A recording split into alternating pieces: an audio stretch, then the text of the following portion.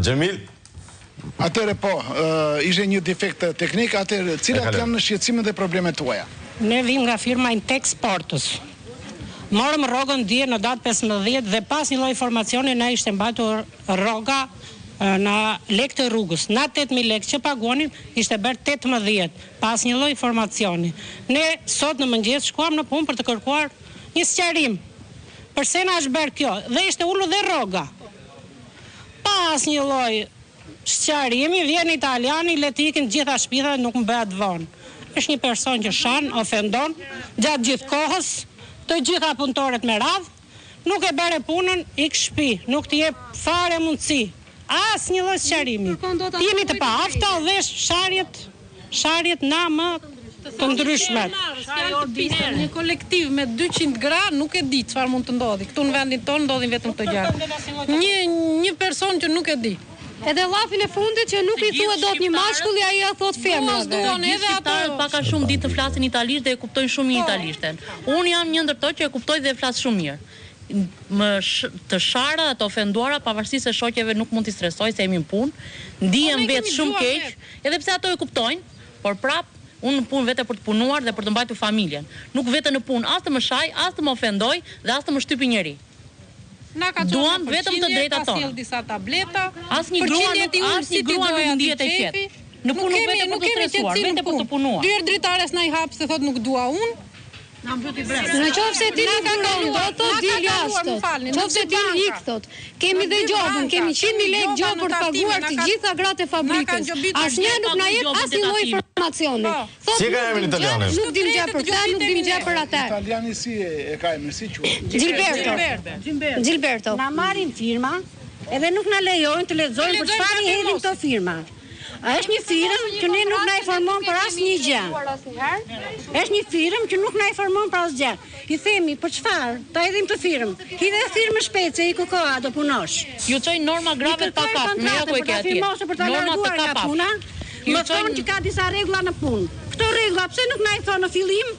Po na i thonë në fund, kur kanë interesat e tyre ata, na klakin në rrugë, kurse për interesat e tona, na thonë dil për jashta. Ja të flasim me një nga tekniket këtu që mund të flasim punëtore që të na flas për punën e norma. Problemi është tek normat sepse na vën një normë brenda ditës, po brenda ditës kjo normë ndryshon. Dhe është me një farë kohë atje. Dhe një moment i gratë për moment hutohen dhe nuk e shtipin atë drejt tabletë, kemi një tabletë, kemi hyrë në teknologji të përparuar në pizza dhe gjermanët kur vinë këtu habiten me shqiptar thonë po sa keni përparuar. Ironik kjo.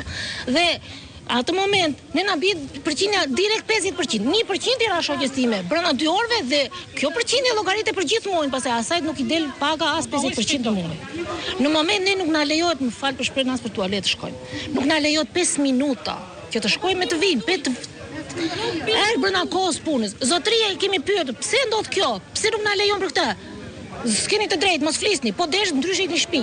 Fjala e para kaza thot ai zotri, që në italisht gjithë e kuptojnë. 90 Kemi ngecje teknike, megjithatë për çështje minutash jam i sigurt që do jetë Zeqineja aty për të zgjidhur hallet me Gilberto. E dyta është zotria, që ka mbështetje nga ato. Përgjegjësit na sot nuk janë këtu. Tekniket tona nuk janë këtu. Jemi vetëm ne punëtorët, jemi në makinë. Që rrim 8 orë aty, ulim kokën dhe në këtë protestë që po bëni këtu tek inspektoriati, çfarë kërkojmë të ndiqet kodi punës. Në qoftë se në qoftë se kodi punës zbatojnë të gjitha pikat, gratë janë shumë në rregull, e di kodin e punës. Dhe nuk janë fasoneri e parë që po punoj, kanë shumë fasoneri. Ama si këta zotri ka. Të siguruara. Jemi të siguruar, jemi të flasë. Edhe marrim gjobën e paguajmë gjobën nga 100.000 lekë. Paguajmë gjobën nga 100.000 lekë, sepse është ndruar emri kompanisë. Nga Alintex, është Berintex, edhe tani neve nuk e ka ndruar emrin e kompanisë që të na shkëpusi nga kompania e parë, edhe ne tani jemi të detyruar të pagojmë nga 100.000 lekë gjobë.